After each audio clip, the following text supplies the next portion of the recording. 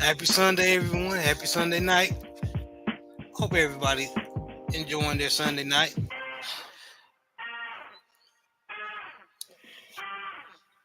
Man, it was rival Saturday yesterday. A lot of rivals went against each other. Of course, we had the good old Bayou Classic.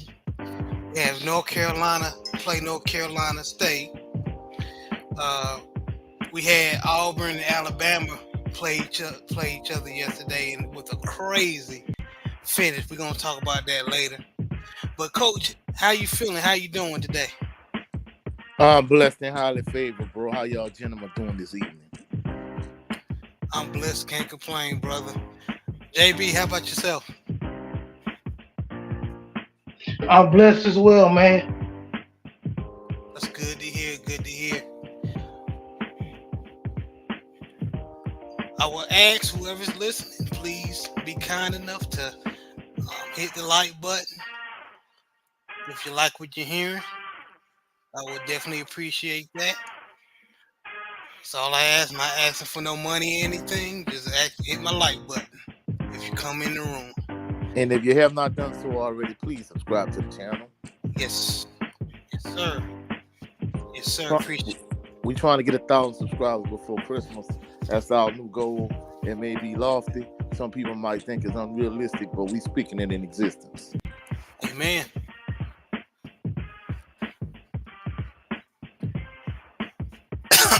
Even if it don't happen, I appreciate y'all anyway who support. But Coach, you know we have to chop it up on our SWAC schools. And before we get started, shout out to the mighty LDBC.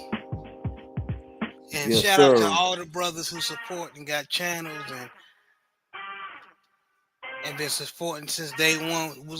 What's good, Joe Town? You know what it is, and if you got time to hop on, just let me know, brother. Big Joe.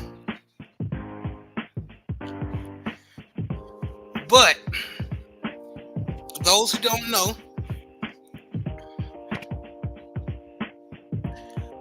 Grambling in Southern, a great Louisiana rivals played yesterday in the Bayou Classic. It's a historic football game that's been going on for years in the HBCU. And it was a good game. It did not disappoint. I can honestly say it was, in my opinion, it was better than most of the PWI schools that we come to love and watch. But we have somebody who was there in person, and he also has videos on his channel. Of course, I'm talking about Coach 67 Sports TV. Please like and subscribe to his channel as well, especially if you're a Louisiana football fan. You're cheating yourself if you don't. But Coach 67, let people know how the game ended, and what some of the games that part of the game that you loved, that you liked and you didn't like. Well, I mean, first and foremost, to kind of set the stage, the atmosphere in the Caesar Superdome was electric. You know, it was a real lit atmosphere. As the young kids like to say, it was lit. And a lot of Southern University fans have been calling for a while, of course. As you can see in the lower right-hand corner, Coach Dooley. He was fired a couple weeks ago, so of course everybody's been following the show. They know this already, but they let it go. Southern University fans had also been calling for Coach Roman Banks to be fired as the athletic director. They no longer wanted Harold Blood to be the starting quarterback. So Southern University fans, they got 2/3 of what they wanted. Uh, Eric Dooley was fired. Terrence Graves was the interim head coach, and legendary Southern University strong safety Sean Wallace, who had stage 4 pancreatic cancer. He was over like the day-to-day operations in terms of acting head coach, but Terrence Graves was the interim head coach. He was in that position 2 years ago for Grambling after they let go Broderick Favre. So that was that in terms of starting quarterback. The starting quarterback that the quarterback that Hugh Jackson, current Grambling head coach, former NFL head coach, offensive coordinator also. Yeah, let go Noah. Noah transferred to Southern. So Harold Blood was out. Noah got the start. Grambling won the opening coin toss. They elected to take the ball. They got the ball, and it's in typical Southern fashion. Southern has done this a couple times during the course of the season. Southern forced an early turnover to start the game.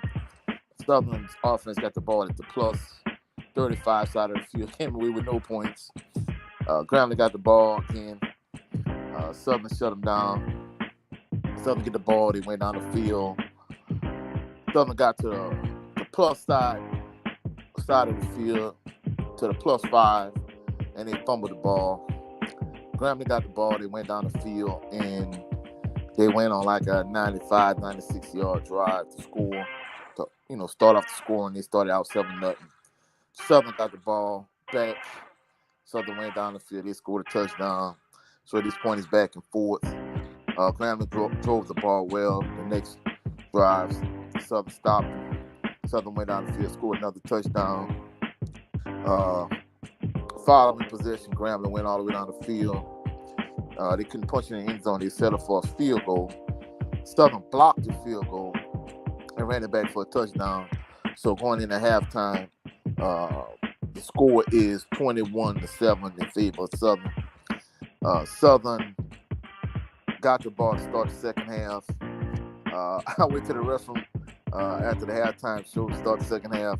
They remodeled the restrooms in the Caesar Superdome. There's not a huge trough. So they kind of replaced. There's not as many stalls. Put it like this: if you're a man going in the men's room, there's not as many places to use the restroom as there once was. So what ended up happening was I went to one restroom, it was packed. Went to another restroom, it was even more packed. I'm like, I should stay at the initial restroom. So used the restroom. By the time I came back, Kendrick Ryan ran a touchdown. So by this point, Southern is up 27-7. So we thinking, all right, hey, Southern, they in good position, whatever. Grambling pinned Southern deep. Ruben Beauplant, Southern punter, who probably the best punter in the SWAC, in my opinion. He stepped on the white of the end zone, and it was safety. Then later on, Noah Barton, Grambling transfer, was starting quarterback for yesterday's game. He threw a pick 6. So the score went from being 27-7. Grambling put 9 straight points on the board. Before you know it, you're like, whoa, it's just 27-16. And guess what? They score again, go for a 2-point conversion. Now by this point, it's 27-22. And you're like, okay, like it's getting kind of interesting. So Grambling has the ball again. They drive, they deep in Southern territory. Jordan Carter, he made a just like last year in the Bayou Classic. Last year it was a pick 6. This year it was just a huge interception. Hit an interception, but he caught the ball. For him to make the catch, he had the toe tap inside the 1-yard line. So now Southern pinned deep inside the 1. Southern go 3 and out. Give the ball back to Grambling. Grambling has the ball again. It's late in the full quarter by this point. Grambling drives. For the most part, they pretty much, just like last year, they leaned heavily on Floyd Chuckter Ford. Last year, he didn't get enough touches, but they fed him in a major way yesterday. So after that point, they got down to the red zone, and all of a sudden now Southern finally they put all the Hogs up front in the game, and they pretty much had a goal line stand. First down, they ran the ball with chalk up the middle. They couldn't get it. Then they ran it again. Of course, they had success running the counter trap the entire game. Again, Southern kept them out. Third down, they tried to run a read option. Miles Carley, he tried to run it, but Kelby Givens tackled him in the backfield. And then on fourth down, he tried to throw a fade, and the pass was knocked away.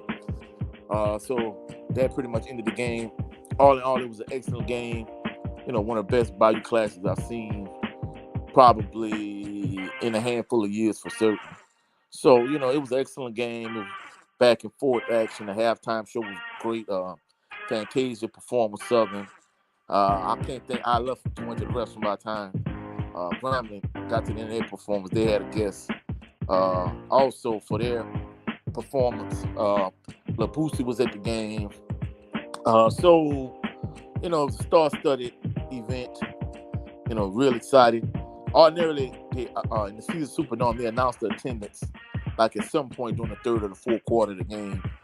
I don't recall them announcing attendance at any point yesterday. But overall, it was an excellent event. I know a lot of Grambling fans, you and I kind of talked about it behind the scenes already. They felt like on 4th and goal, they should have given the ball to Floyd Chalk the fourth. And I was telling you I disagree with that because by that point in the game, even though, the way Southern played yesterday, Southern has played the exact same way the entire season. Southern has leaned heavily on the defense the entire season. They leaned heavily on special teams the entire season. And pretty much in the clutch, the defense was the one that came up with the stop that pretty much ended the game. Ruben Beauplanks, even though he got a safety, like he constantly pinned, constantly during the course of the season, he pinned the opposing team's offense deep. He did it again yesterday. I think he pinned Grambling inside the 5 at one point. But Grambling still went on a 95-yard drive to score the touchdown. So for the most part, that's pretty much the way Southern played. Once Southern got to the point where their back were against the water, the defense wasn't just going to let them run the ball in. So I don't knock Hugh Jackson's play call in terms of throwing the ball on 4th and goal. However, I think he should have ran a different play. It's not like he had a Scotty Anderson type receiver where he could just throw the ball to, in that even a Randy Hines, even though Randy Hines played both wide receiver and quarterback at Grambling. He didn't have that guy. I think maybe they should have ran some type of pick play to Floyd Chalk the fourth. I think that would have been the best way to score, in my opinion, just from a coach's perspective. But like I say, overall, it was an excellent game. I know some Southern fans, not a huge amount of Southern fans, but a small percentage of Southern fans felt like based on yesterday's performance that Terrence Graves should be, the interim head coach for the entire season, next season. Based on what happened with Jason Rollins, I don't think that's a good idea. Southern had a lot of seniors this year. If you brought back a senior heavy team, I think it may be potentially a good idea. But I think with the quarterback play, even though Noah Biden played better than Harold Blood has played most of the season, to me, he was a slight improvement over Blood. It wasn't like he was a world beater. He had some high moments yesterday. He also had a low moment where he threw a pick six. He made some questionable decisions, but however, he played good enough for them to win. Overall, I think it was an excellent game, but I think Southern needs to pivot and go in a different direction. If I was athletic director Roman Banks, I would hire my first choice for Southern University head coach would be Kenneth Berry. My second choice would be Trey Oliver. That would be my 2 top candidates for the job. But overall, the 50th edition of the Bayou Classic, it was an excellent experience. It was, just an excellent event overall. Yes, sir. I could tell just by watching it at home, it was an awesome event. Fantasia brought the roof down, and she thicked in the mud. She's still fine. Sir. Yes, sir. But salute to brother main event Mark. Appreciate you stopping by, brother. And of course, salute, bro. My brother Brent Fox. He couldn't be on the show today due to dealing with man stuff. You know what I mean? Enjoying his Salute, time brother with his Brent family. Fox. Salute, Salute, brother. fellas. Salute. And of course, we got our brother Joe Town What's on the going panel. on, Big What's Joe? going on? What's going on, good people? Good evening to the people. How y'all doing? Blessed and highly favored, bro. How you doing this evening? Oh man, can't complain, brother. I'm highly blessed. How was y'all Thanksgiving? Still eating on leftovers, brother. Yeah, excellent Facts. Thanksgiving. Excellent Thanksgiving. Excellent Bayou Classic.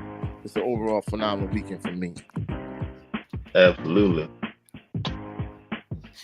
But I know you Joe Town, you're not as big on the SWAC, you know of it, but not as much as me and Coach. But I would let you, and Brent Fox is listening as well. I want to let you brothers know, because y'all have family members play for Prairie View A&M. Well, you got something to root for, because Prairie View A&M has made it to the SWAC championship. So they're playing FAMU to decide who's going to go to the Celebration Bowl in Atlanta. Yes, sir. I got on my daddy's Prairie View hoodie right now. Yes, sir. There you go. But hopefully that you keeping that, you're rooting for them, give them confidence, and bringing down that giant in the SWAC as far as FAMU. I'm not gonna cap. They have a big task to take on this coming up Saturday.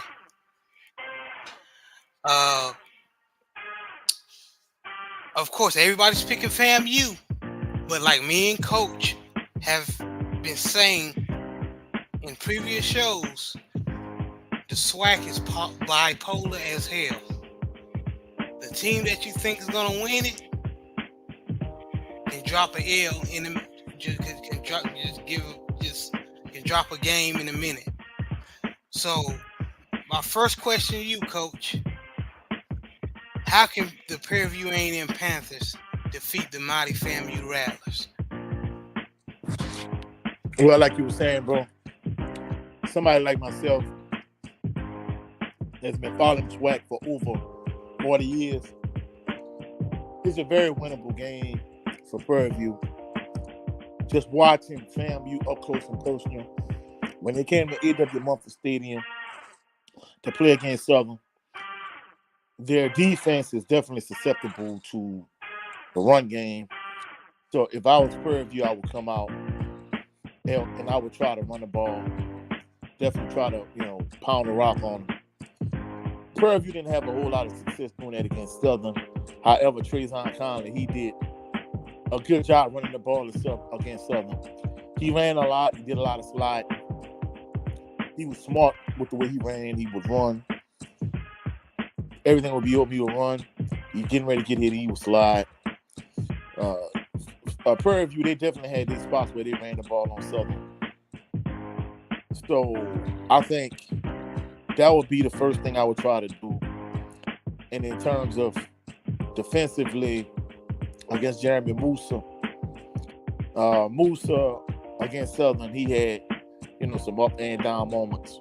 I think the thing that really kind of helped FAMU, even though he played well yesterday against Grambling, Chandler Whitfield, he had a huge fumble when Southern was up, and Southern was getting ready to potentially go up 2 scores at the end of the first half. Chandler Whitfield, he muffed the punt. FAMU got the ball back and went out the field and scored a touchdown. That's what allowed them to go into halftime against Southern with a lead. So, in terms of Jeremy Musa, if I was Prairie View, I would mix up my looks. I would try to get as much pressure as I could on him, even though he had a huge night against Southern passing. Taj Brown and Kelby Gibbons, they hit him a lot. So I think that would be the route. I would try to get as much pressure on him as I could, and I would just try to mix up looks. based on what I've seen, both teams came to A.W. Mumford Stadium. I saw Southern head-to-head against both teams based on what I've seen. And basically, the crazy thing about it is FAMU beat Southern 26-19, and Prairie View beat Southern 27-21. So it's practically like the same margin, essentially, give or take a point. Based on what I saw, I favor FAMU. I think Jeremy Moose is going to have a big game. But it's definitely a winnable game, especially if FAMU overlooks Prairie View, which I don't think they will do. It's a SWAC championship game. And FAMU fans, the crazy thing about it is that when they played against Southern, the thing that just kind of stuck out most to me was the fact that a lot of FAMU fans, I was talking to, attractive young lady behind me, and basically, like, their whole little friend group, it was like 4 of them. They from Louisiana, however, they went to FAMU, and basically, they were saying that a lot of FAMU fans weren't happy with Jeremy Moose, and I'm like, he's the best quarterback in the SWAC, and it's not even close.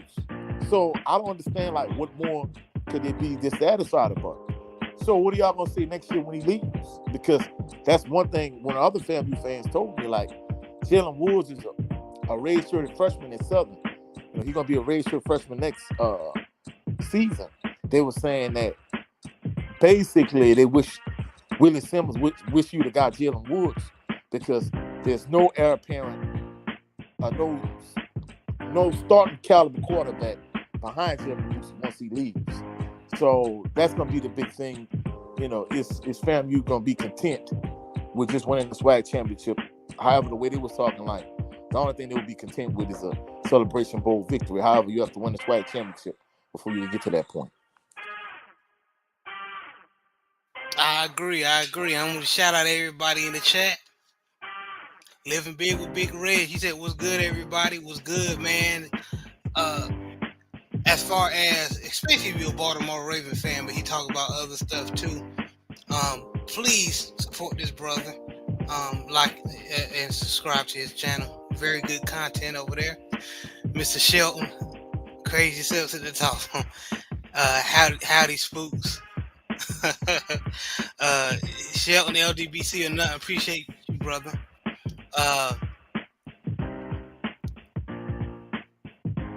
Brent Fox was up, and this is a good point.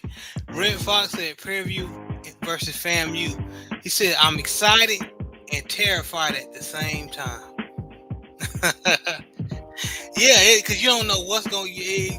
Everybody's thinking that the blowout is definitely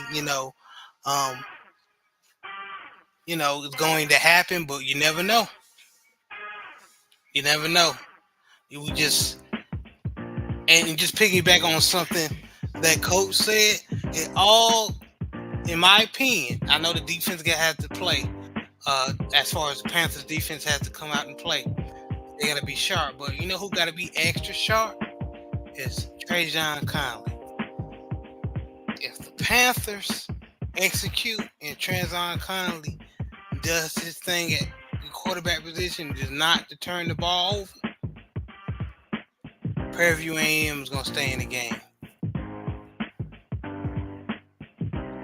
Because that Rattler defense is,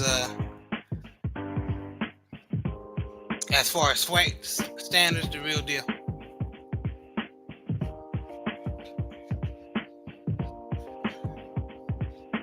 JB,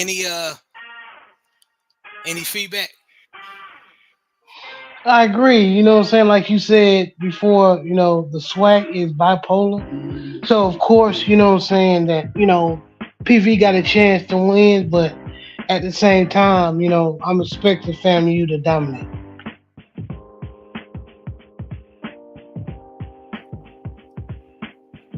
Joe Town, who you going with? Go Panthers, baby. Go Panthers.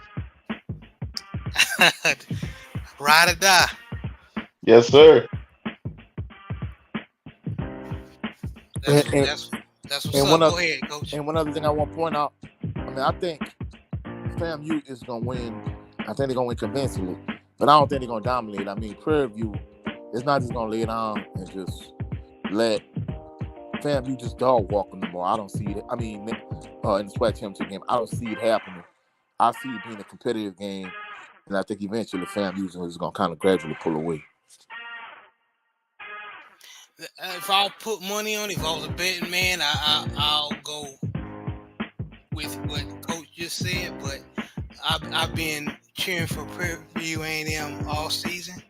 My picks coming out the East was FAMU or Jackson State, and my picks coming out the West was Alcorn or Prairie View A&M. Of course, I room for Prairie View A&M more.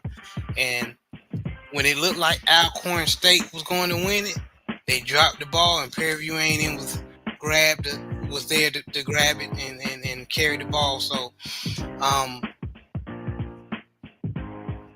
it's like I said, Brent Fox, what he said, I'm excited and terrified at the same time for Prairie View. So, we're going to see this Saturday.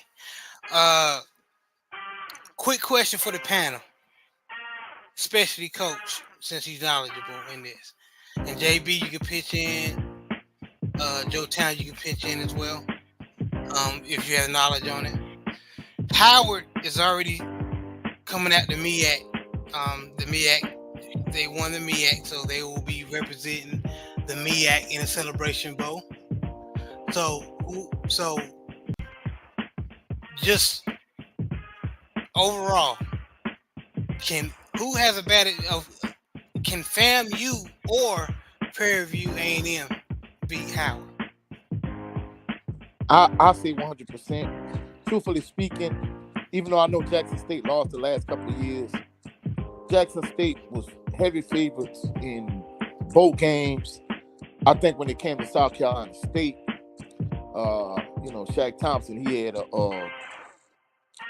had a big game. I think it was a bad matchup for J State. And then when it came down to last year, just to kind of be just truthful, I don't think it was the fact that they overlooked North Carolina Central the way they did South Carolina State the year before. I think it was more of a situation where, I think players knew Coach Prime wasn't coming back. I think they knew they had some internal stuff going on going into the game. And I don't think the focus was 100%. However, just to think that the MEAC has the SWAC number, I think that narrative is a false narrative. And people don't realize, if FAMU wins, FAMU left the MEAC to come to the SWAC. So this whole notion of, MEAC over SWAC dominance, I think that's an erroneous narrative and mindset. If FAMU wins, I think FAMU is gonna be the favorite Saturday. I think if they get to the Celebration Bowl, they're the favorite over Howard. So either way, I think FAMU is the favorite. But this whole mindset that the MEAC has the SWAC number. Even when it was a point where like Southern was dominant over MEAC teams. The Celebration Bowl and the Heritage Bowl is essentially the same game with just a different name. And the crazy thing about it is, many instances, I could think of a few instances where Southern played Howard early in the year, and they beat them down in the SWAC MEAC Challenge. Then later on that same season, they played in a Heritage Bowl, and they would lose. They did the same thing with Bethune-Cookman, and they got to a point where Coach Richardson, he felt like interest in, if FAMU and Southern wasn't playing in a Heritage Bowl, he felt like, it wasn't a lot of interest in it. And then in addition to that, he didn't like the notion of the number one team in the SWAC playing against the number 3 team in the MEAC, because at that point, if Southern and Grambling plays this past weekend, Thanksgiving weekend, basically they were automatically eliminated from being able to play in the 1AA playoffs. Well, the FCS playoffs, not the same thing. So if it was Jackson, this was prior to having the SWAC championship game. So if it was Jackson State or Alcorn State, one of those other teams, those teams were playing in the 1AA playoffs. But Southern and Grambling couldn't. So when it got to a point where, Southern was dominating the SWAC, since the SWAC wasn't sending the team to the 1AA playoffs, the MEAC got to send 2 teams. And he didn't like the idea of the number 1 team in the SWAC playing against the number 3 team in the MEAC. He felt like it was a no-win, lose-lose proposition, which he was right. Because if I beat you, I'm supposed to beat you. If you upset me, which happened in a few instances, because essentially, for a few weeks leading up to the game, you heard, well, hey, guess what? They're going to beat you now. They're going to beat you now. And you got to realize, now the SWAC championship game is the first week of December, and the Celebration Bowl is like the second week. Whereas back in those days, the Heritage Bowl was like the week between Thanksgiving and Christmas. So it was before New Year's, but after Christmas. It was kind of sandwiched in between that. And for the most part, that MEAC team would be hearing for at least 3 to 4 weeks that, hey, the SWAC team gonna beat you down. It was Southern at that point, and they got to a point where it just got to a point where it wasn't fair. And then once FAMU and Southern wasn't playing in it, like the interest in the game just kind of went away, and they discontinued it because it used to be in Atlanta every year. Yeah, the MEAC got tired hearing about, especially using Jackson State example when Dion was there, and they was ready to play when the time came. JB, what do you think? Either if FAMU or Prairie View A&M, one of those, it doesn't matter, make it to the Celebration Bowl, do they have a good chance of beating Howard? I don't know what it is, man. I think, and I said this last year on the show, I think the MEAC got the SWAC number, So we'll see. So it don't matter if Big Bad FAMU make it to the Celebration Bowl. Howard, you're saying Howard seen better ball clubs than FAMU? I think, I don't know. Is it safe to say that the MEAC face better competition? Correct me on that, Coach. No, I would disagree. Okay.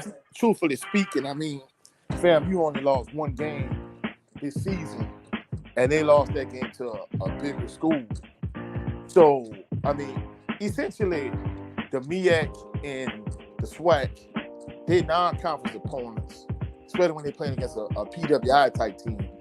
It's pretty much on par. So, in terms of the caliber of the competition, it's pretty much on par. And I mean, truthfully speaking, I mean, they still kind of play like a MEAC SWAC challenger, like maybe like a Circuit City Classic type game. However, I kind of always been a proponent of, especially like Southern, like years past, if they played more of a HBCU heavy schedule and not play against PWIs. I mean, even if it's on a FBS or SDS level, I mean, I'd rather play Howard and Hampton than play maybe even in school, in-state schools like Nicholls State or McNeese State or Southeastern or whoever. I mean, I'd rather play HBCU and keep the money in-house. It's more of a family-friendly environment. If you play a team like Nicholls State and you go to Thibodeau to John Gibson Stadium, you're going to pack the house. However, on the flip side, if they come to A.W. Mumford Stadium, I know a lot of those people, that's going to come in the game from my area. They might bring 5 fans with them from Thibodeau, and that's about it. So, essentially, you gain nothing by playing a team like Nicholls State. Whereas, if you play against a MEAC team, just say, I remember one year when, like, Howard, no, I take it back, it was Hampton. Hampton and Southern was like 1 and 2 in the Sheridan poll, the black college poll, basically. They were number 1 and number 2 in the Sheridan poll. And Hampton came down and they brought their band. Hampton was number 1 in black college football. And bro, it was such an electric atmosphere.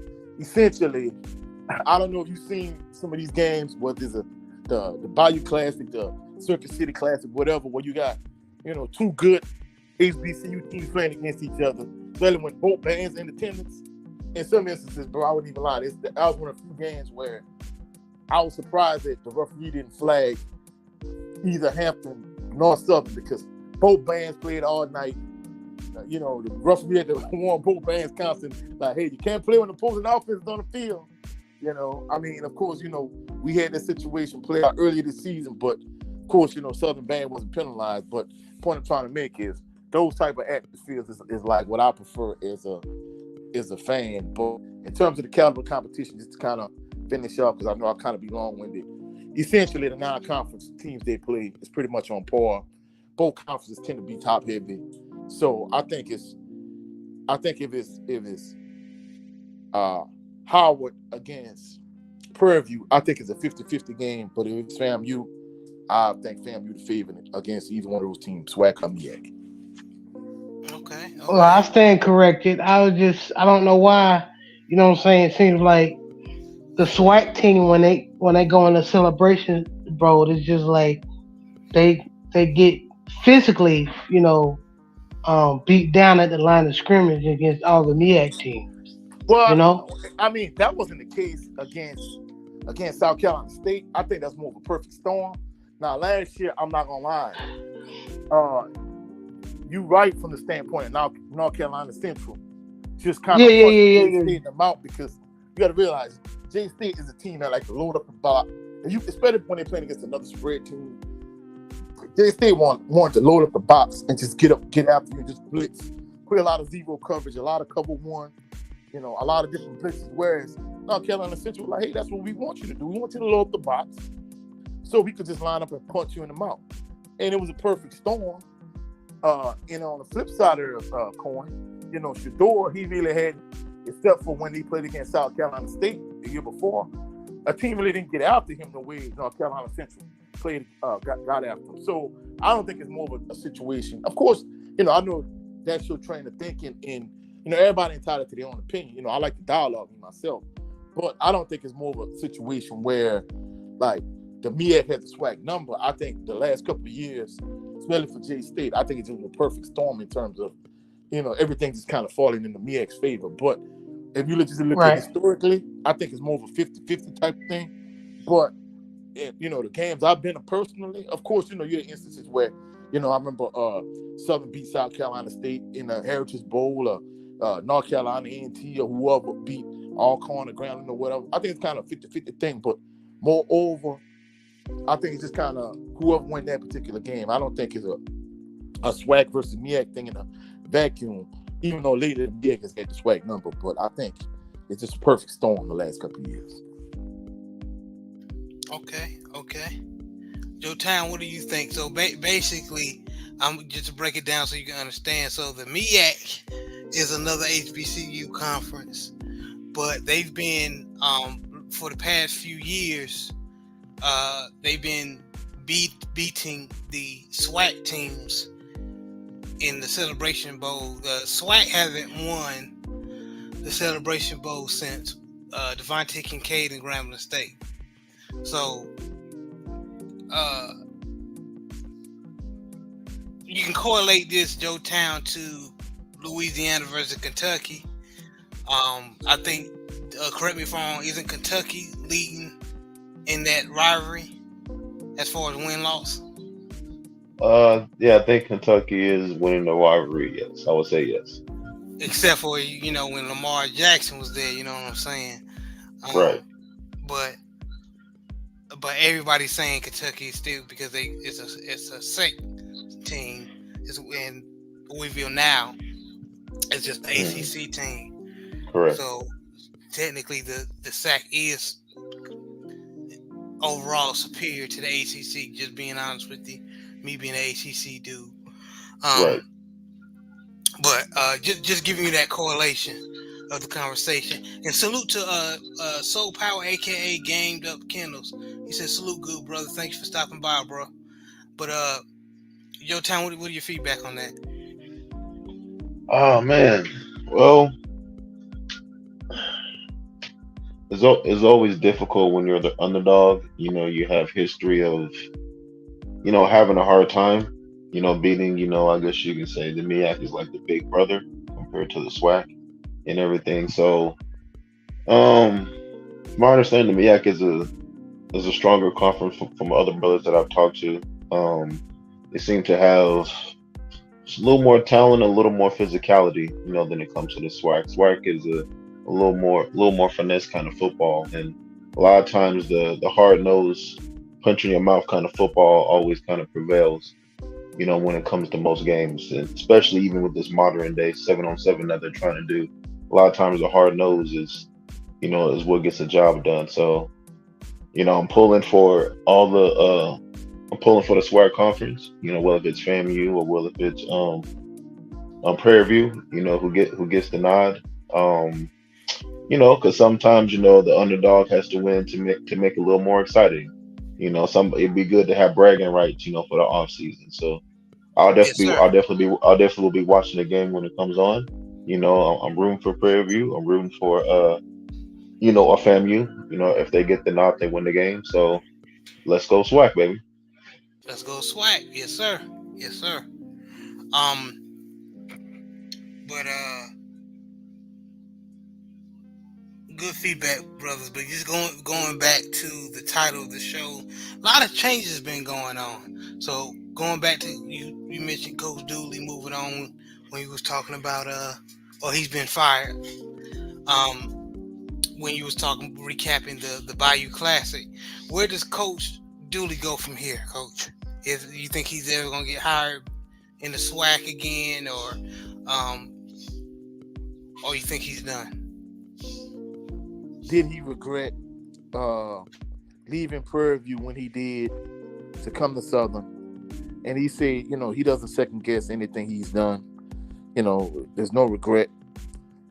I think he had 2 years left on his contract. The buyouts when it comes to HBCU and Power Five is a little bit different. Essentially, from what I'm understanding, like you basically, even if they don't give it to you, like when you're supposed to get it, you still kind of get pretty much almost like the full like money you unless they give you some kind of like bigger buyout or whatever. I think you pretty much get all the money that your contract has in it, from what I'm understanding. But even with that being said, Coach Dooley has been all around the SWAC. That's why like a lot of Southern fan base has been like, hey, we don't want like another SWAC coach. Because a lot of these coaches, even if you look at like Terrence Graves, who's the interim head coach yesterday, he was the interim head coach for Grambling 2 years ago when they beat upset Southern in the Bayou Classic. So a lot of these coaches that's in the SWAC, even look at Satellite Willie Totten. I mean, he's been all around the SWAC. Coach Dooley, he's been all around the SWAC. Whether it's Southern, Grambling, Prairie View, UAPB. So a lot of these coaches in the SWAC, they just kind of go from one SWAC team to another. So truthfully speaking, unless his reputation is completely tarnished, I think at some point you'll see him be the head coach of another SWAC school. I wouldn't doubt it. But I mean, Southern's fan base, they maybe want somebody that has ties to Southern, but they don't want another SWAC coach. You don't want a situation where you got somebody like Marino Casman. This was like years ago. I was like a kid, He was the head coach at Alcorn State, and eventually he became the head coach at Southern. And the same thing with Coach Dooley. He was the head coach at Prairie View. He lost to Coach Prime in the SWAC championship game. And then the following Monday, he's sitting in a press conference and Southern announcing him as the next head coach. I didn't like the circumstances under which Southern hired him, but more than anything, I think he's going to be all right. I think he's going to bounce back. He's supposedly his offensive guru, even though I didn't see it at Southern. So maybe he might be an OC again somewhere in the SWAC, or maybe he gets another head coaching job. But either way, I think he's gonna get another SWAC job. Okay. And we was talking earlier before we went live, Coach Graves, the guy on the left, bottom left, is now the interim coach for Southern, and he basically coached the Bayou Classic just for that one game. You were saying you don't think he's going to be the. You disagree with him being the coach overall. Yeah, I mean, truthfully speaking, it's not that I have any knock on him, but you have to look at it. before they hired Hugh Jackson 2 years ago, once they got rid of Project 5, he was literally in the exact same situation. The only difference was Southern was kind of a slight favorite yesterday and Southern won. Whereas 2 years ago, Southern was a slight favorite then and he pulled the upset with Grambling. So I think if they viewed him that way, I think he'd have been a head coach there. But I think because of the Coach Prime effect, a lot of schools, after Jackson State, Tennessee State ended up getting Eddie George. Basically, Grambling wanted to make a splash hire. So that's why they hired Hugh Jackson to be the head coach at Grambling. Now, in Coach Graves' instance, I think the thing that's going against him is the fact that prior to Coach Dooley, there was this coach named Jason Rollins who was the interim head coach at the time. They promoted him from within. When Coach Dawson Oates left and went to Norfolk State for a slight increase in pay. Basically, Southern had a senior heavy team, and they wanted to keep all of their players. They didn't want people to hit the portal or anything like that. So they wanted to keep all their players, and in addition to that, they wanted to keep their entire coaching staff intact. And of course, the next year, prior to Coach Dooley's arrival, Southern severely underperformed that year. Then Bubba McDaniels, that was his junior year. He was a starting quarterback. He was, kind of up and down that year. So more than anything, I think Southern fans, we've kind of seen this movie already. But, we're at the point now, Southern hasn't won a SWAC championship in 10 years. So Southern fans are starving for a SWAC championship. Whoever could get us there, that's what we want.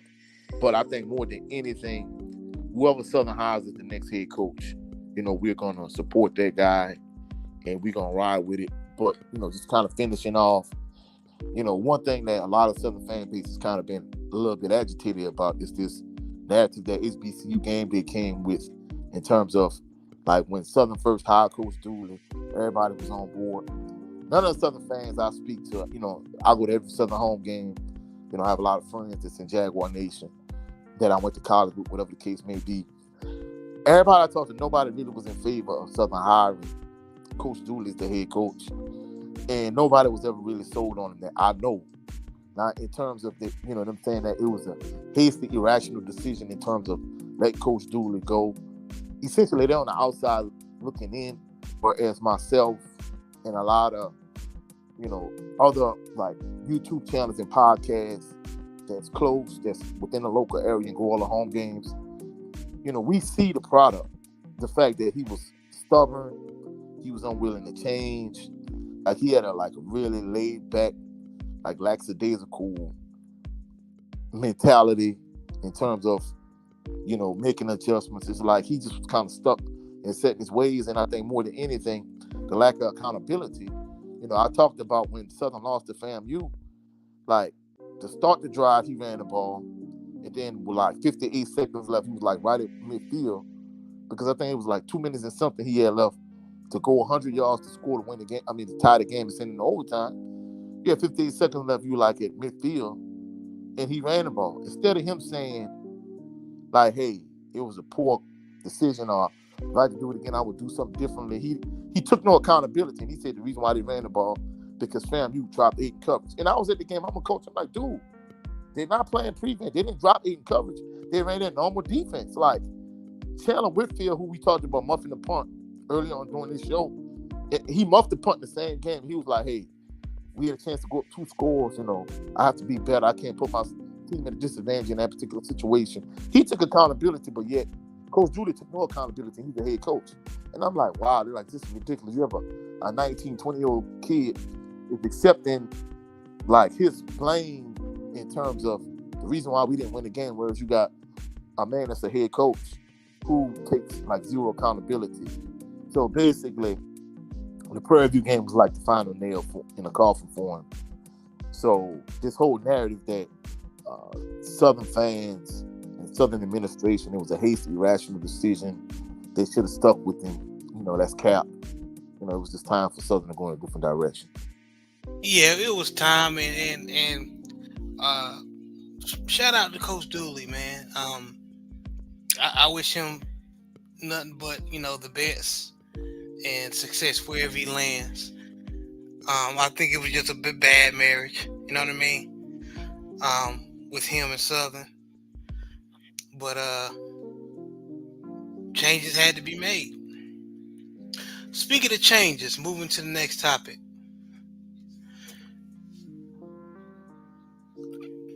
Coach Dion, aka Coach Prime, and his Colorado Bucks.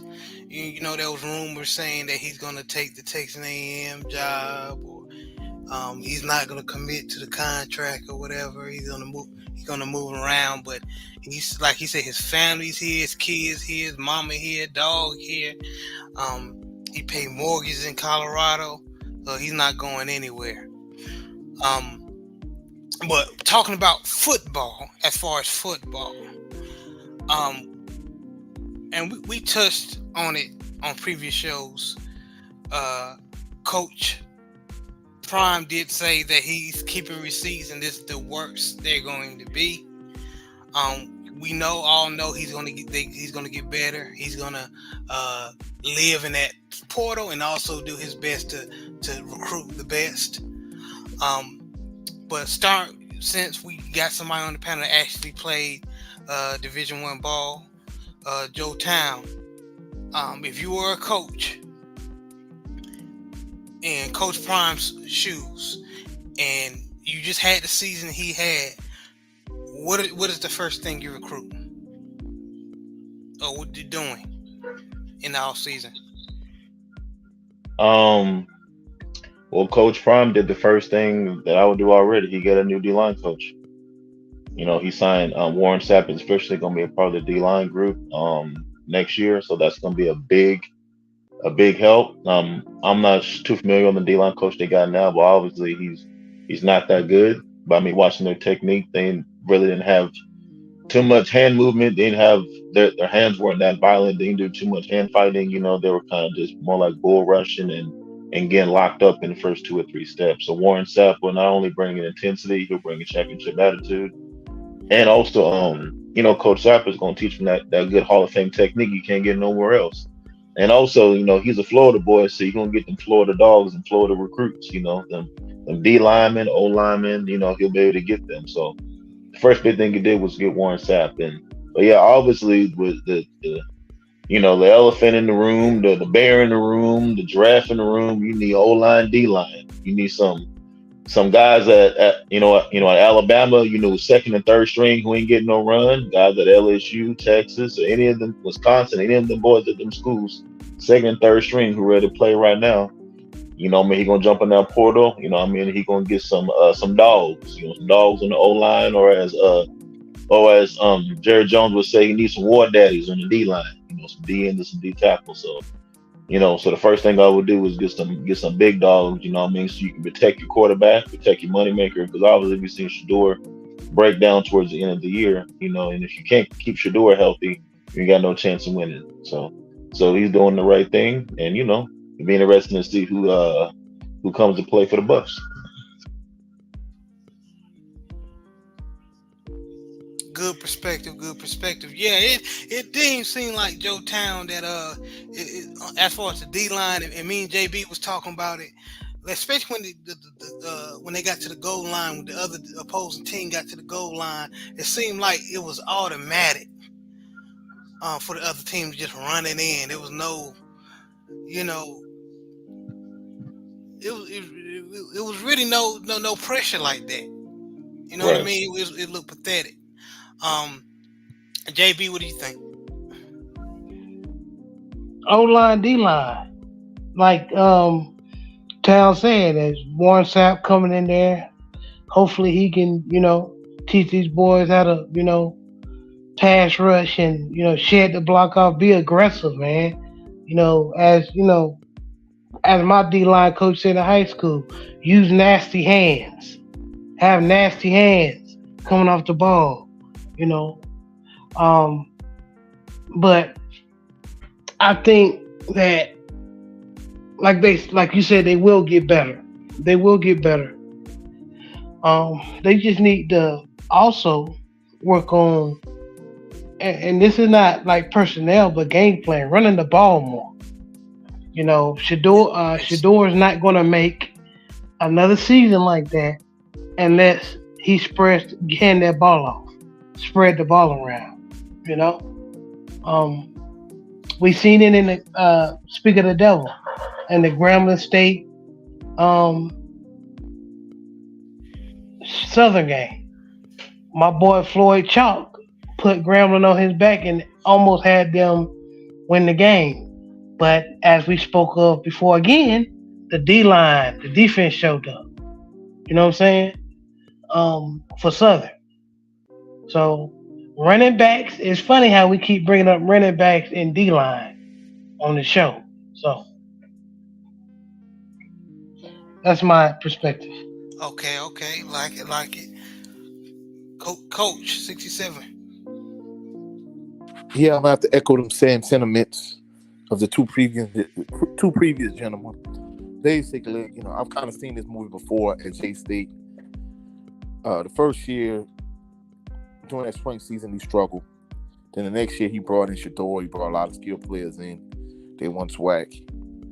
And then the next year, he brought in more skilled players, but more than anything, he addressed the O-line. Because at the time, even with J State, I think especially after them losing in the Celebration Bowl against South Carolina State, like we actually saw in real time that if Shador can give it the ball quickly to the skilled players, if you could get him off the spot, like basically he struggled.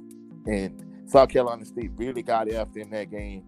So that was the first thing he did. He went and got O-lineman to protect Shador.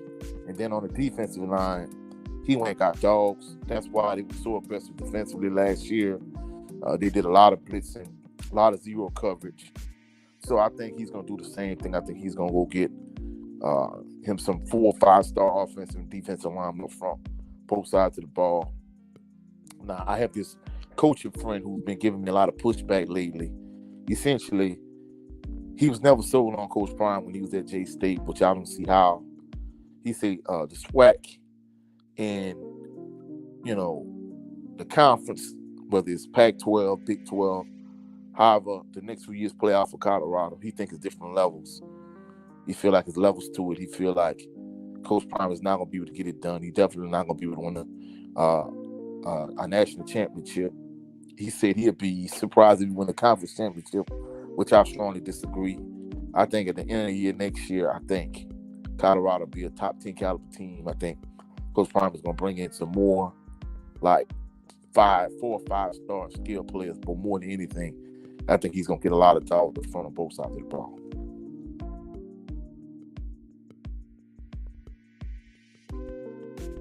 I agree with you. A lot of people, man, just, the type of person Coach Deion Prime Sanders is, a lot of people don't like it. A lot of him being brash and flashy and everything. They want him to be a good old humble boy. And that's not him. So the losses that they took, people were enjoying it. They were dragging Colorado through the internet, through social media. So I even saw when they brought in Warren Sapp, right? Somebody made a comment, because those who know football know about Warren Sapp. Warren Sapp don't hold his tongue either. He had his problems, not just only in the media, in his personal life or whatever. So they were talking about that, and I'm like, I bet you my bottom dollar, the people that you like probably got even worse skeletons in their closet. You don't even know about it. But that's what I don't like about this people bashing Coach Deion, is when when it's not about football anymore. When it comes about race, when it comes about him being confident, You know what I mean? Comes about when it's about his change, whatever the case may be. The nucleus of it all is he a respectable man? Yes. Can your children learn from him? Yes. That's all that matters. J Bar, what's up? He said, "What's up, family, and salute." And I am Trill Will. What's going on, brother? LDBC brother. Y'all please salute and support this brother, man. What's up, Will? Support this brother's channel, man. He got a gaming channel and he talk boxing. And it be entertaining. He will be having me rolling. To say the least. Yeah. Shout out to Will. If y'all need, no, I ain't gonna do it on the show. Shout out to Will. Yeah, y'all check out our show. We crack jokes. We do all type of stuff. So we do Yeah, boxing. We yeah. do live. We crack jokes. We talk about everything. So shout out to Yeah, my Yes, y'all dog, sir. Will. Yes, y'all remember sir. y'all around your favorite cousins coming around during the holidays, y'all sit around playing video games, snapping on each other and stuff like that. Oh, man. It's just like that, man. Yeah. Well, one thing I want to say about Colorado real quick. I'm sorry. No, you good. You So good. like, what it's like what's confusing about the D coordinator is like I don't know too much about him, but he seemed like he's alright. But if your D line is struggling, you know your D line can't go head up with most of the offensive linemen because most of them they don't seem like they're that strong. You know, as far as leg strength on, I haven't never heard nobody squatting 500 and power cleaning 350. I don't know if they even still power clean anymore, but or doing anything, bench pressing, full plates. I don't hear that with none of the D linemen. So your D lineman is undersized, probably not that athletic. What they did when I was at Louisville, when I got Coach Strong my year, the D line, they would have a stunt each play. It was stunt to a gap to the left, stunt to a gap to the right. So I made stunt from the B gap to the A gap.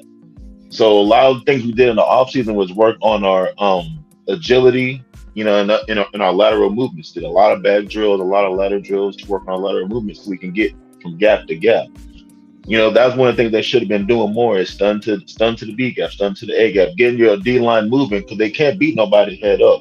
If you get them stunned to a gap or stunned to a certain direction, somebody gonna get free and somebody could be able to get a chance to make a play. So stuff like that, they should have implemented more. So, we'll see what Warren Sapp does next year. I I agree. mean, Go ahead, coach. it goes to show you how great minds think alike. I made the same observation weeks ago, and it's ironic that he said the exact same thing I was thinking. I'm like, I don't know what type of defense they ran, but I'm like, man, like with the personnel he has, it might be better if he ran like a 3-3 stack or like a 4-4 type defense because they don't have the personnel to just stand in front of people and make things happen. Nope. I agree with both of you brothers. Y'all cooking, man. Y'all cooking, especially with y'all football knowledge. I love it. But I think biting off a piece of all y'all feedback. Colorado's gonna be a team to contend with next year. Are they gonna be perfect? No, but I think the O line, D line play it will definitely be addressed. Now, my thing I think people miss is they need to get some dogs at linebackers too. Agreed. Absolutely. They need to. Well, I like Bentley, number 20. He's ACC guy, Clemson, but he was coming off the bench. So I'm just being real. At Clemson, He more, yeah, he more of a pass rusher. He's not an all down linebacker, 3 down linebacker. yeah, he's somebody you send on the blitz or something like that, in Yeah. packages and special teams. He's not like my observation. He didn't really make an impact as far as starting every down. Um, yeah, they definitely need to address the linebackers along with the offensive line, defensive line, and I'm not even going to mention secondary because I know Coach Prime, him being a Hall of Fame defensive back himself, he will address that. Absolutely. But moving on, and I just wanted to get y'all opinion on this, man. We're going to move on to talk about FBS ball. As you can see, my picture. Michigan is celebrating, meaning they won. They beat Ohio State. Did anybody catch that game? Yes, sir. What did you think about it? Oh man, it seemed like big brother beating up little brother. Even though John Harbaugh is not there, the team is using him as a rally cry to where they're just demolishing their competition. The intern head coach, he was actually at Louisville when I was there. He was an assistant. I remember seeing him setting up bags and all that kind of stuff. And now seeing the assistant head coach at Michigan is crazy. So I'm happy to him. I ain't like to see him do all that crying and shit he did a couple weeks ago, but hey, whatever. But he liked Harbaugh that much. But yeah, no, it was a phenomenal game. It's interesting, you have Harrison Jr. as your wide receiver and just throw the ball up. To me, I feel like just throw it up and let him make a play. He's obviously your best player, one of the best players on the field. Just see what happens. And it seemed like the quarterback, was having a hard time with the Michigan defense. And the Michigan played phenomenal as whole as a team. They're a very hard-nosed, tough team. And they just cannot, he's 1-3 against Michigan. Now with that kind of record, I don't know if he's gonna be there next year or not, because if you can't beat Michigan, you're not gonna be at Ohio State. And Harbaugh was on the hook for a while because he couldn't beat Ohio State, and now he's up right now. So, I wanted Ohio State to win, but shout out to Michigan. They ran the ball well. Their running back, I think he's number 6. Yeah, I like how he runs. He's a very hard-nosed, tough kid. Will that translate to the NFL? He may be like a Connor, who came from Pittsburgh, who went to the Steelers, then now with the Cardinals. I see him being that kind of player. I hope he don't end up like Mike Hart, who had that same injury and he didn't really pan out in the NFL. The coach drafted him and he was just on the roster, didn't get a chance to play because that leg injury didn't allow him to go forward. But yeah, Mike Hart was a beast too. Yeah, he was a dog. Yeah, he was a dog. I remember Hart. He definitely was a dog. Mm-hmm. The he was small. He ran real hard. Absolutely, a pit bull type running back. So yeah. Again, shout out to Michigan. Ohio State is they're going to have to eat crow for the whole offseason. Again, the quarterback seemed like he didn't do it for me. A lot of people are high on him. I don't see it. I mean, like he's not one of those happens to be a okay quarterback behind a bunch of talent. AJ McCarron. AJ McCarron, there you go. or any white Alabama quarterback. I might be an old school reference. I'm thinking more like Ken Dorsey, me myself. Ken Dorsey. What's my man? Matt Leinart, him too. Oh yeah. God Almighty Lord. You know what I mean? So so many dogs around him at USC. Yeah, I could see that too. So again, you got Harrison Jr. Just throw the damn ball up, and live with the consequences. But that's all I got. All right, yeah, the Michigan Wolverines won 34-24, beating Ohio State Buckeyes. Blake Corum did his thing. Both teams tried to get the running game, in their game plan, but the Wolverines did it better because, in my opinion, they have the better running back. Don't get me wrong, Trevion Henderson is a beast, but and right now, Blake Corum, the man. The only boy I think is better than him is that boy from Mizzou, Schrader. That's the only boy I think that's better than him. And of course, I can't forget my boy Amari Hampton from UNC. But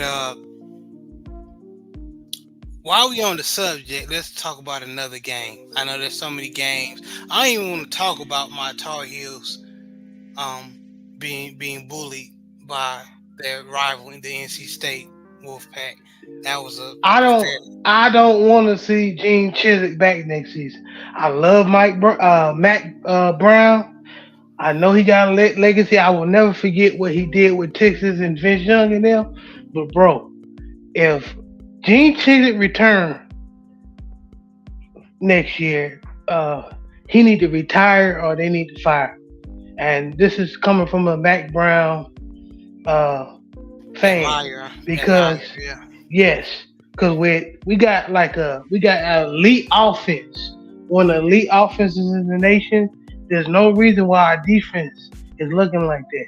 And we got 5-star talent on that defensive line. We got 5-star talent in the linebacking core, and we got some good, and we looking like bad, Colorado. And we looking like Colorado. There was no reason why NC State blew us out at halftime. They had one player, and then the quarterback they had, Armstrong. Yeah, he wasn't shit when he was at Virginia. And the quarterback that I was afraid of, the black quarterback, MJ Morris, he stopped playing with them so he could join the transfer portal.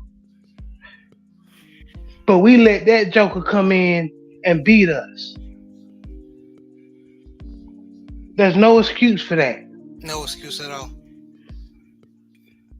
Hey, I'm disappointed in my Tar Heels, y'all, as far as football and basketball. Matter of fact, basketball we doing all right. We just beat Villanova, a couple of days ago. So no, we lost to Villanova. No, not Villanova, but we beat somebody that was real good the other night. Okay. But I'm not tripping on that Villanova game. The refs, they called some bullshit ass calls and they free throw their way to a victory. So I'm not worried about the Villanova game. Okay. Back to football. So I'm going to share my screen. And those who watched the Alabama versus Auburn game, I'm not going to show the entire game, but I will show that crazy play that happened that everybody's talking about. Auburn had Alabama on the ropes. All they had to do was make a stop, 4th and goal, and this happened. Can everybody see? Yes, sir. Yes, sir. All right, I'm about to play it. That's all it is.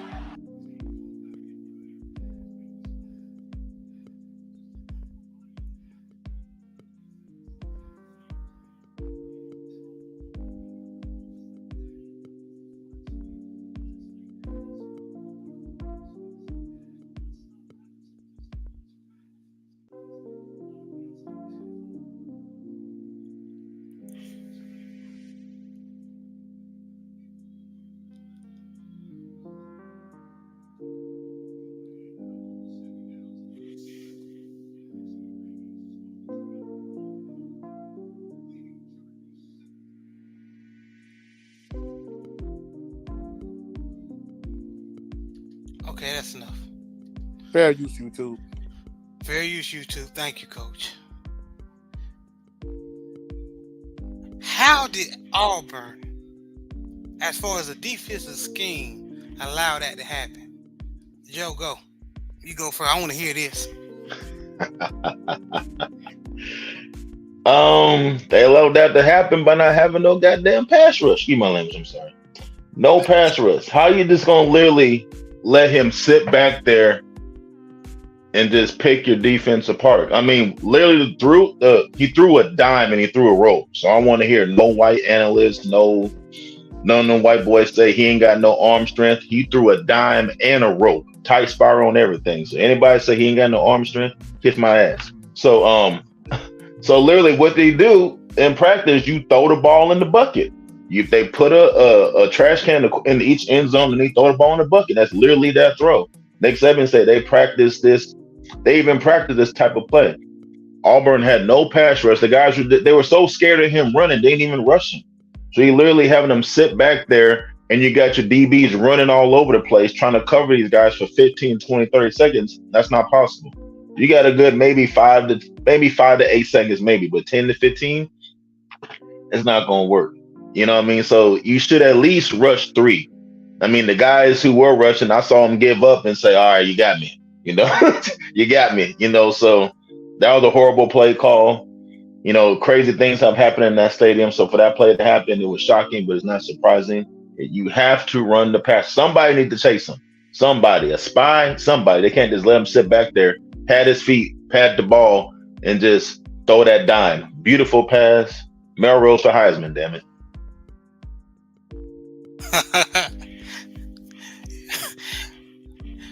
Joe Town cooking.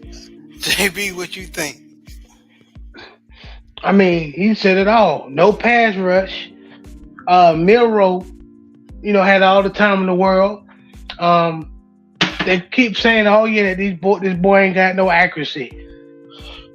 But everybody loved Bo Nix, even though Bo Nix is an okay quarterback. I remember when he was at Auburn, he wasn't all that accurate either.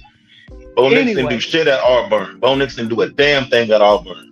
Shit. Now he got with Oregon when he got all that speed and talent. Shoot. But they ain't give Dennis Dixon a chance. But never mind. Let's go. Let's get back to what Milrow did. Milrow threw a straight dot in the corner. A dot in the corner, only where he could get it. Bonds, whatever his name is, he caught it. Beautiful catch in the corner in the end zone.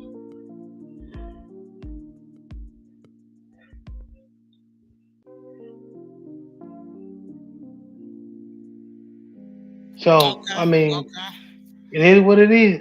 I will correct you. The reason why Dennis Dixon career didn't pan out in the NFL because he had that injury. That's the only reason. Man. Marcus Mariota's not even panning out. I don't know any Oregon quarterbacks that pan out.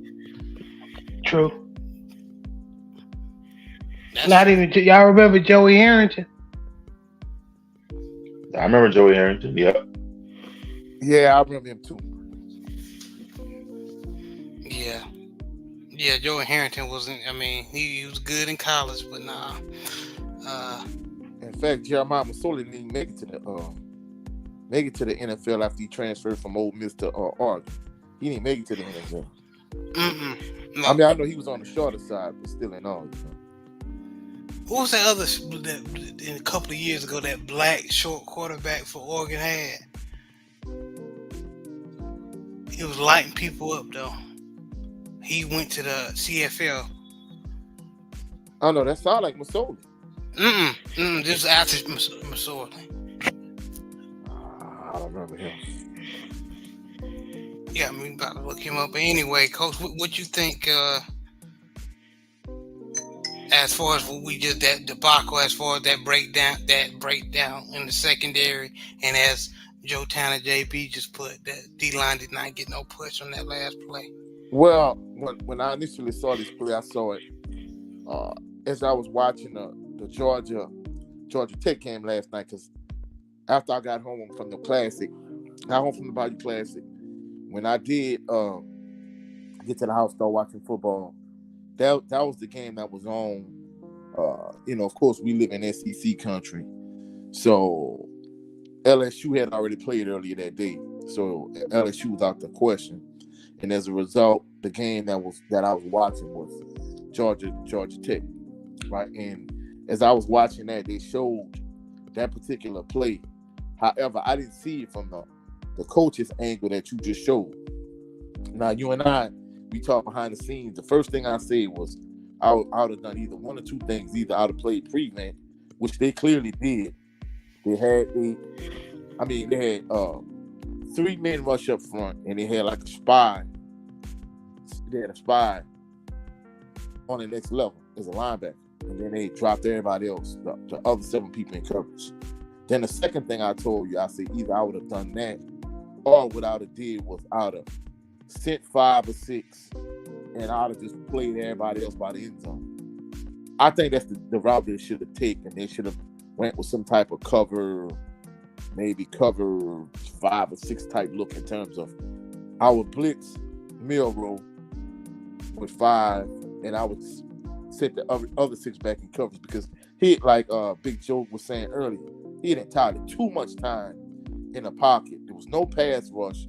So that's why the secondary, they had to cover for much longer than they wanted to. And that's why he was able to get that one-on-one matchup and just throw it right to the end zone. So I think that was the primary issue, is the fact that there was no pass rush and Milrow was able to just sit back and do what he wanted. So I think in that context, I'd have sent 5. I'd have just put the other 6 in coverage.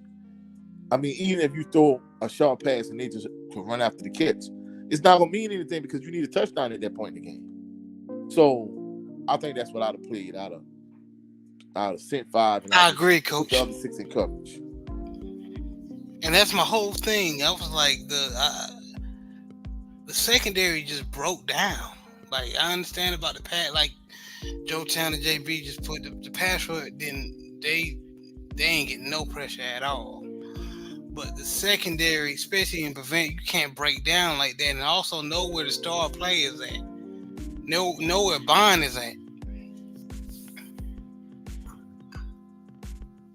Bond just got where he wanted to go, and Merrill just threw it up. Yeah, bro, that was bad on a lot of different levels. Was it? I mean, it was pretty bad, man. But guys, can you believe it that only a couple more weeks of the NFL is left and college football is wrapping up?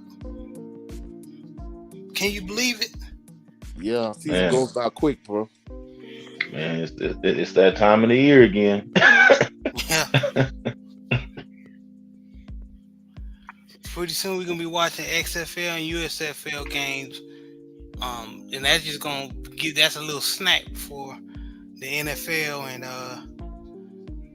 college football start up again. Mm-hmm. And one thing I can't believe is it might not mean much to y'all, but it hurt my heart how they're dissolving the Pac-12. How there ain't no Pac-12 no more, and everybody leaving. You know, me being a West Coast guy, I grew up. I'm maybe 20 minutes from Stanford. So I've been to plenty of Stanford games and seen USC and Washington, and I was invited to the Nike Combine at Stanford, and you see all the Pac-12 coaches there, you know, from the Washington States and Arizona States, and you know, I grew up watching all these West Coast games. Those are all on local channels to me, you know. So, you know, and seeing all those big rivalries, USC, UCLA, you know, Washington State, Oregon State, you know, Arizona State, all those games to me, you know, meant something. So to see everybody leaving and going to the East Coast and whatnot, seeing Cal versus Stanford, you know, all those games, you know, meant a lot to us all over here. So, you know, it sucks, but you know, that's how life is. So, you know, long live the Pac-12. Yeah, I can kind of understand what you're saying, even though, you know, I live in SEC country. You know, it's crazy when you see a lot of teams just abandoning the conference. You know, that's why, you know, I was surprised that even like the MEAC is still in existence, because at one point when Bethune and FAMU left, I'm like, hold up, I hope there's still a MEAC. Of course, they were able to survive, and people thought pretty much MEAC just had to scrap, but you know, it's kind of ironic how things have been playing out in terms of the Celebration Bowl. And just to kind of go, you know, a step further, you know, just remembering like the games were like USC and Reggie Bush and like we were talking about earlier, Matt Leinart and those games. Like, I mean, it used to be difficult to stay up that late, but especially like on Saturday nights when I really didn't have nothing to watch. You know, of course, the time difference is huge between Central and Pacific. However, you know, certain nights I used to like watching those games, you know, late on a Saturday night after I would come from A.W. Mumford Stadium, you know, watching a USC whoever, you know, whatever, you know, Pac-10, Pac-12 game, you know, coming on at the time. But, you know, the thing that I always wonder, when you see these teams like that may live on the West Coast, you know, they're joining the East Coast Conference, maybe like an ACC. From a rivalry standpoint and from a logistics standpoint, how is that going to work when you're a West Coast team and you might be playing in the ACC? Now, I don't see how that would even work. And from a rivalry standpoint, you know, just going to Bayou Classic yesterday, you know, how it's going to be if you like USC and you're in the same conference with, like, I don't know, like Florida State, Clemson or something. I don't understand that, me personally, you know.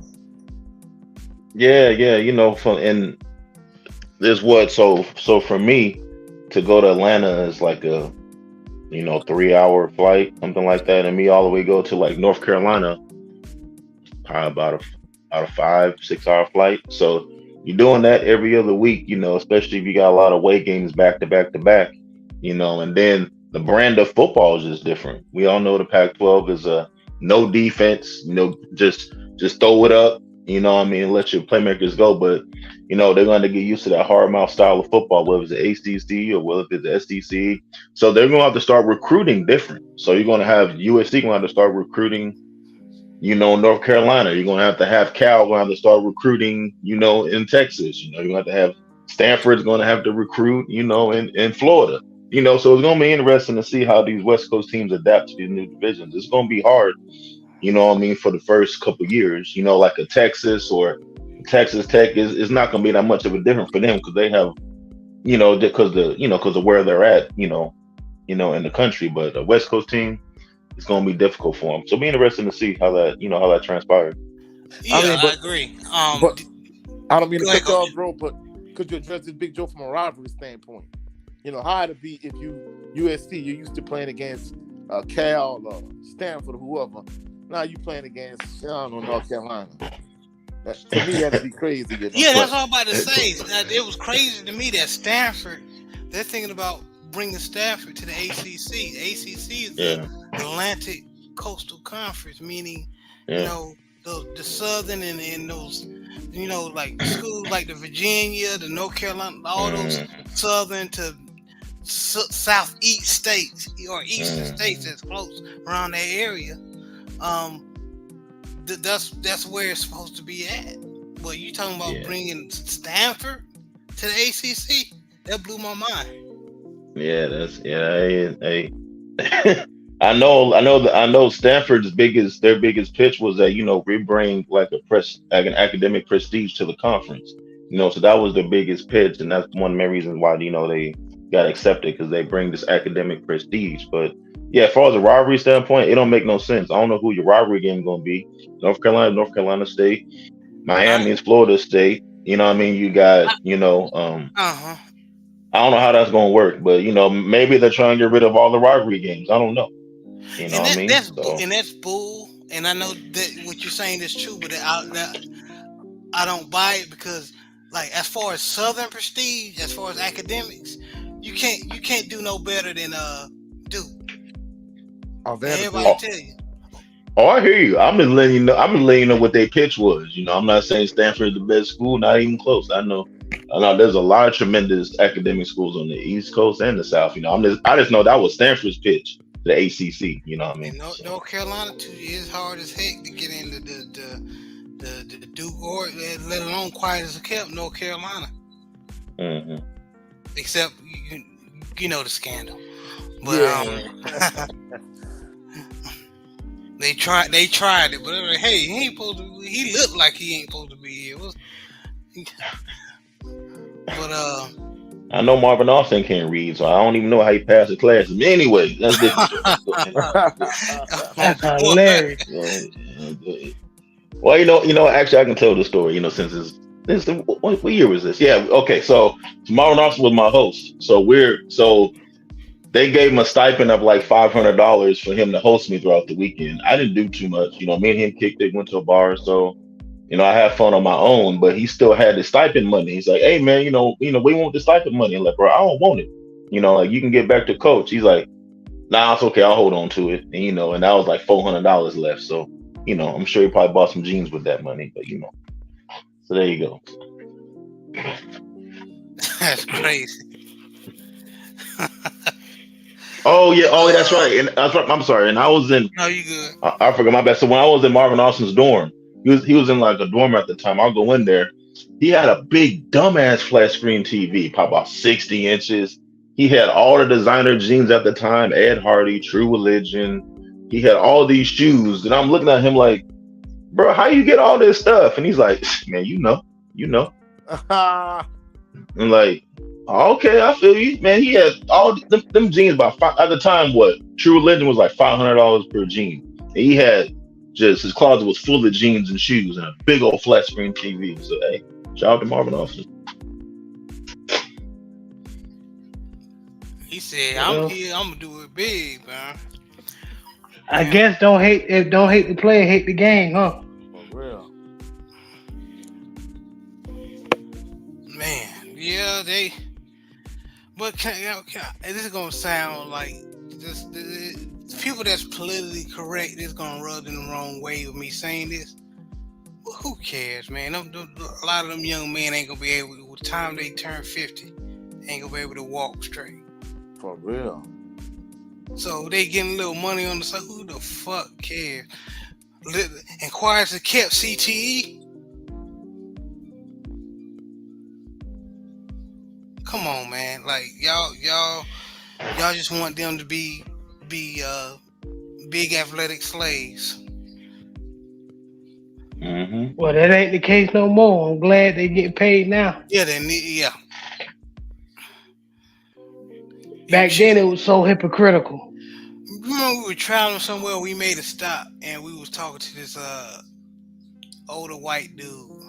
He looked about probably in his 40s, and he was saying, "Man, I don't watch the NFL. I watch college football." And it hit me why he said that. Because he also mentioned about, he disagreed with, people getting paid. A lot of these kids getting paid under the table. Mm-hmm. He one of them dudes that don't like seeing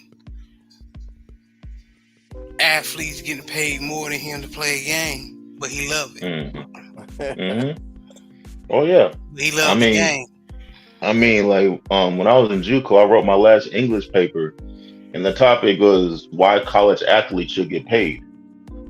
So I did all the research. I mean, when Texas and USC were in the championship game, I think they each got like $40 to $50 million a piece. Yeah. And then just for the merchandise and TV rights and concessions and everything. So I threw all that in the paper.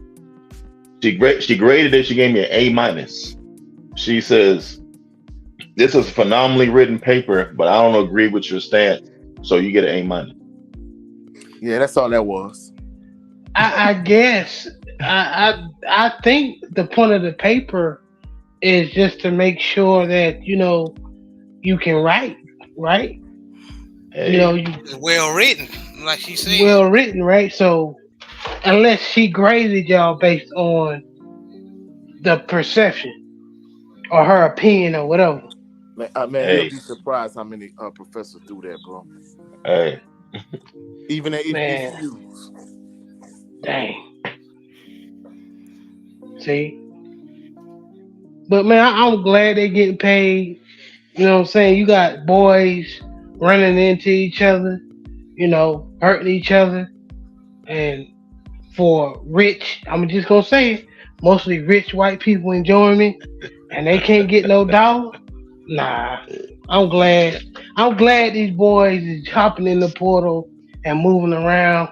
Now, I don't, like Jared said, we're not gonna ever see a 2000 or 2001 Miami Hurricane team because of that. But I'm on the flip side, I'm glad that these boys get to have options. Right. You just seen the Duke coach. He going to Texas A&M. He leaving. You think he gave his players warning that he gonna stay? Coach do it all the time. How many teams Lane Kiffin didn't coach for? Yeah, You for know what I real. mean? So College hey, and NFL. you dig what I'm saying? So hey, I'm glad the players can move around. I'm glad they're getting paid. I mean, like my scholarship check was $800 and my rent was $650. So that money See, had to last me for the whole month. And they only fed us Monday through Thursday for dinner. Any other time you were on your own. You know what I mean? And a lot of my teammates, they were sending money back home to their parents. You know what I mean? Helping out. Most of my teammates come from from the hood. So From the bottom, from so the slums. Yeah, you, I know you it. know what I I mean? know. You know what I mean? So a lot. You know what I mean? So when times got rough, I mean, like during the summer, a lot of my teammates thought it'd be cool to skip summer school. It was mandatory for us, but they said, we gonna skip. Coach ain't checking class. I'm gonna go lay up with this breezy. I ain't going to summer school, not knowing that coach was checking attendance and he ain't tell nobody, so he was taking money out of your check. So you get your Ooh. check, dumbass. you a check, get your check, you spending 800, 850, and it's only 325, 400, and you still gotta pay rent. Oh man. Hey, Dumbass. there was a lot of folks getting folks were going to frat parties. There was a lot of iPhones and iPads getting swiped. There was a lot of unattractive chicks all of a sudden getting that phone call. You know what I mean? Getting some of that athletic pipe. You know what I mean? Because brothers had to survive. You know what I mean? Hilarious. You know what I mean? Hey, I'm just saying, a lot of them had to do what they had to do. So yeah, it's Yeah. different times for sure back then. A hard time for real. He said Big Hey. Bertha getting that call. Hey, I mean, you getting hey, I don't even want to say this on here. You getting a lot of them. What's the chick I can think? Roseanne, all them Roseanne looking chicks getting piped in college. You dig what I'm saying? Hey, What's that? Amy Schumer looking chicks getting bust down in college. You know what I mean? hey, Yeah. Now, I rather drink muddy water and sleep in the hollow log. Hey, hey, hey. When you a college student, you ain't got no money, nothing to eat, and you know what I mean, and your parents can't send you no money. You don't want to get caught stealing an iPad or an iPhone from a frat, you gotta get it how so you live. you can't, you get caught selling drugs. It's a wrap for you. You can't get a job. I mean, if you're not a star player, you're not getting the $500 handshakes. And if you're a star player, you can't call the coach. So what you gonna do? You might have to bust down the big white chick. You dig what I'm Hey, saying? hey, You're going to bust it down. Big Joe. I know you saw the program, right? Oh yeah. Hey, tell them how real it is. Hey, bro. Hey, bro. Hey, you gotta survive out there. You know Yeah, what I yeah, mean? I mean, yeah. like, I mean, again, you supposed to get $800 check, and you're only getting 325. Your rent 600. They're only feeding us Monday through Thursday. You're already taking a whole bunch of protein shakes from the weight room to survive. You know what I mean? So what you gonna do? Yeah, yeah. And there was actually a documentary on this. It was a whole bunch of college football players. Arian I Foster was think, in it. Yeah, it was on Netflix, but they took it down. yeah, Aaron Foster was saying that how, you know, you make millions for the college, and then on weekends you gotta ask your head coach to buy you some Taco Bell or something, and you splitting it with your teammates. Hey, You know what I'm saying? I'm, I mean, when Vienna Coach Trump, sausages, crackers, beans, and weenies. oh man, hey, McDonald's, that dollar menu. I mean, $5 went a long way back then. You know what I mean? They ain't got no dollar menu no more, but I'll be over there. I'll be like, all right, I got $20 in my account. I gotta make this last till I get my paycheck. All right, let me get two McDoubles, a fry and a drink. That's $4. Cool. Okay. You know, I gotta make that Yeah, last. yep, yep. So Dollar Tree ain't even Dollar Tree no more. For nah, real, bro. you can't even get gum for $1.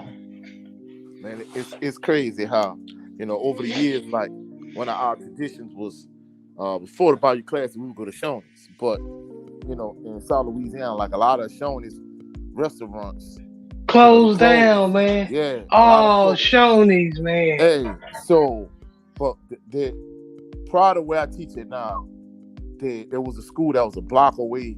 The school I was at, there was a Shoney's a block away from there, and we went to Shoney's before the Bayou Classic. Bro, I kid you not. Over the years, my parents would bring us, the four of us, we would go. It would, it'll be $20, $30, even on the high end, maybe 50. Bro, yesterday it was 70 freaking dollars for myself, my mom, my niece, and my nephew to go to Shoney's, and I'm like, what the f, bro? Everything is going up. Dang, bro. I miss Shoney's, man. When Hey, I but was at college, we used to hit up Ryan's. oh Y'all no, I got ain't any gonna lie. Ryan's down there? No, hey, they closed all of them Ryans down. The Ryans are now Golden Corral.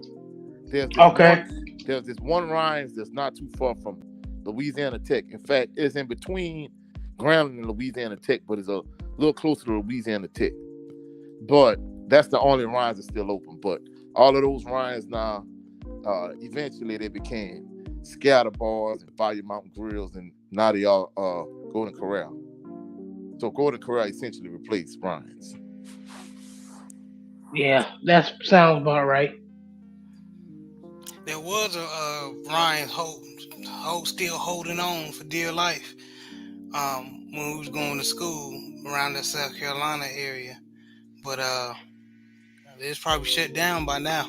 Oh, bro, I'm sure because even like the Shoney's, we passed by like three Shoney's before we got to the one that we actually went to yesterday. Bro, all of those Shoney's are like Mexican restaurants, all of them, except for the one that's still open. That's crazy, man. It was good eating, man. But guys, I'm going to go ahead and wrap up the show, man. It was a good show, man. Good conversation. Yes, sir. Joe Town, thank you for blessing us with your real life D1 experience, man. A lot of people be on here, a lot of YouTube channels be on here talking. She ain't